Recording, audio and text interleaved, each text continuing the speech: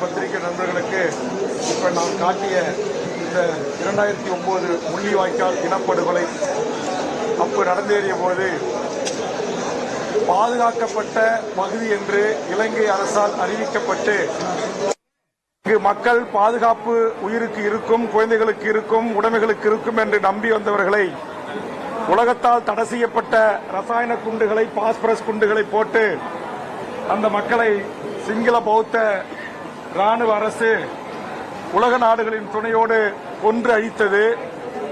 இந்த படங்கள் இதுவரையில் வெளிவராத படங்கள்.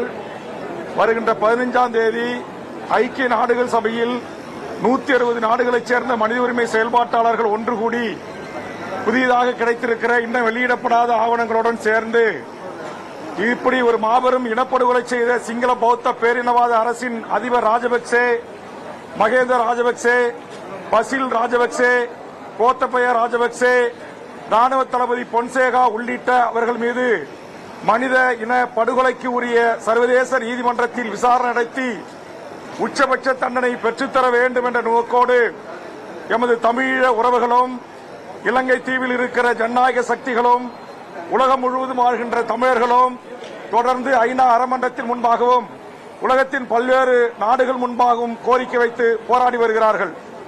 ஆதலால் நான் நேற்றைய தினம் சட்டப்பேரவையில் மாண்புமிகு தமிழக முதலமைச்சரின் கவனத்தை ஈர்த்து அந்த இனப்படுகொலைக்கு சர்வதேச நீதி விசாரணை வேண்டும் என்கிற வரலாற்று சிறப்புமிக்க ஒரு தீர்மானத்தை நிறைவேற்ற வேண்டும் என்றும், அந்த இனப்படுகொலைக்கு ஐக்கிய நாடுகள் சபையின் ஊடாக ஒரு அழுத்தத்தை தந்து சர்வதேச நீதிமன்றத்தில் இந்த கொலை குற்றவாளிகளை நிறுத்தி, இனப்படுகொலைகளை நிறுத்தி உரிய தண்டனை பெற்றுத் தருவதற்குரிய இந்த தீர்மானம் இந்திய ஒன்றிய அரசின் ஊடாக நிறைவேற்றப்பட வேண்டும் என்று கோரிக்கை வைத்தேன். தொடர்ந்து 1948 இருந்து 2ஆம் தர குடிமக்களாக, 3ஆம் தர குடிமக்களாக சிங்கள பௌத்த பேரினவாத அரசால் நடத்தப்படுகின்ற எம் தொப்புள்குடி ஈழ உறவுகளுக்கு ஒரு சுதந்திர தமிழ் தனி ஈழ அரசை உருவாக்கி தருவதற்கு ஏதுவாக 7 கோடி மக்களை பிரதிநிதிப்படுத்துகின்ற எங்கள் தமிழ்நாடு சட்டப்பேரவை மாண்புமிகு தமிழ்நாடு முதலமைச்சர் ஏகமனதாக அப்படி ஒரு தீர்மானத்தை நிறைவேற்றி ஒன்றிய அரசுக்கும் நீங்கள் அனுப்பி வைக்க வேண்டும் என்ற கோரிக்கையை முன்வைத்தேன் நேற்றைய தினம். அதற்கு சாட்சியாக இந்த இனப்படுகொலை உள்ளடங்கிய வெளிவராத தற்போது வெளிவந்திருக்கிற புகைப்படங்களை அடங்கிய இந்த தொகுப்பை இன்றைக்கு மாண்புமிகு நம்முடைய தமிழ்நாட்டு முதலமைச்சர் அவர்களுடைய கரங்களில் இன்னும் சில நிமிடங்களிலே தர இருக்கிறேன். ஏற்கனவே 2009 கிடைத்த படங்களை தமிழ்நாட்டில் இருக்கிற முதலமைச்சர் உட்பட 234 எம்எல்ஏ கரங்களிலும் கொடுத்தேன். அதேபோன்று இந்திய நாடாளுமன்றத்தில் இருக்கிற 540க்கும் மேற்பட்ட நாடாளுமன்ற உறுப்பினர்களும் தலைமை அமைச்சர் கைகளிலே தந்தேன். ஆனால் இதுவரையிலும் எந்த தீர்வும் அந்த மக்களுக்கு எட்டப்படவில்லை.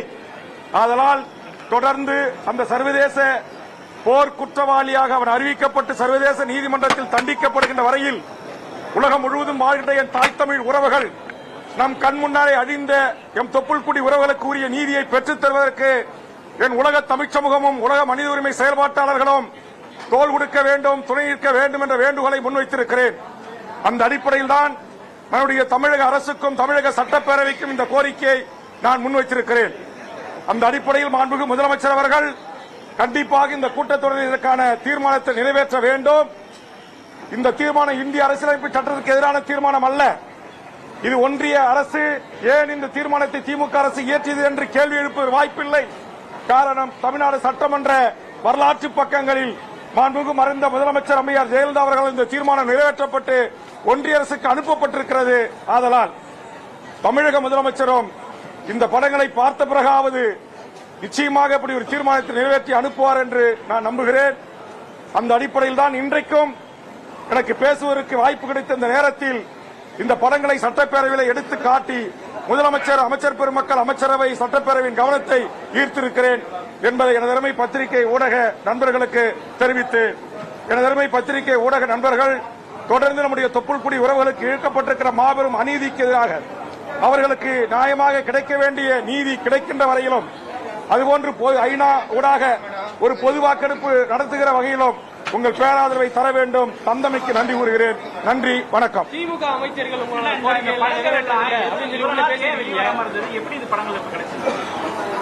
இது இன்னமும் நாங்க 15ஆம் தேதி இது கூட ஒரு சிறு பகுதி தான். இன்னும் பல நூறு படங்கள், குறிப்பாக 2009 முள்ளிவாய்க்கால் நடேசன் உள்ளிட்ட தமிழீழ அரசியல் துறை பொறுப்பாளர்கள் புகழேந்தி உள்பட பல்வேறு அரசியல் தலைமைகள் 2000க்கு மேற்பட்டவர்களோடு சரண்டர் ஆனார்கள். அப்படி சரண்டர் செய்யப்பட்டவர்கள் இதுவரையில் காணவில்லை என்றுதான் அவர்கள் உறவுகள் கோரிக்கை வைத்து காணாமல் ஆக்கப்பட்ட ஒரு கூட்டமைப்பை உருவாக்கி ஐநாவின் ஊடாக அவர்கள் எங்கே எங்கள் கண்முன் காட்டுங்கள் என்று கோரி வருகிறார்கள். ஆனால் தற்போது அவர்கள் அனைவரையும் உயிரோடு பிடித்து இரும்பு பைப்பு, ராடர், கடப்பாறைகளை கொண்டு அடித்து கொலை செய்திருப்பதாகவும் பல பெண்களை பாலியல் வல்லுறவுக்கு தொடர்ந்து பயன்படுத்தி பல மாதங்கள் வைத்து பயன்படுத்திவிட்டு உயிரோடு அந்த என் தொப்புள்குடி உறவுகளை சுட்டு படுகொலை செய்திருப்பதாகவும் அதிர்ச்சிகரமான தகவல்கள் தற்போது கிடைத்திருக்கின்றன.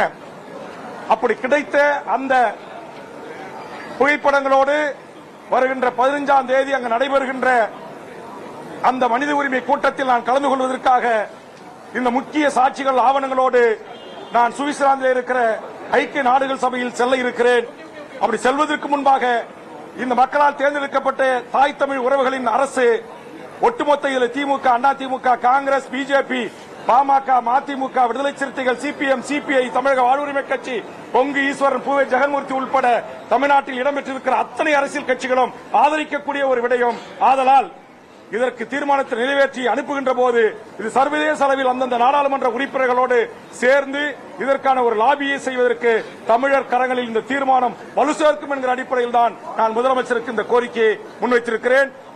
ராணுவ முகாமுக்குள் தமிழர்கள் அங்கு இன்றும் முற்றுகைக்குள்ளாக இருக்கிறார்கள்.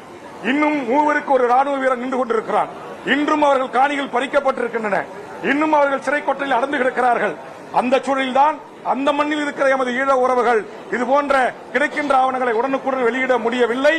அதை தமிழ்நாட்டு இந்தியா ஒரு ஜனநாயக நாடு, இந்த மண்ணிலிருந்து என் தாய் தமிழ் உறவுகளுக்காக 2009க்கு பிறகு ஈழ இனப்படுகொலையை பலர் மறந்திருக்கலாம், ஈழ இனப்படுகொலைக்கு நீதி கோர பலர் மறந்திருக்கலாம்.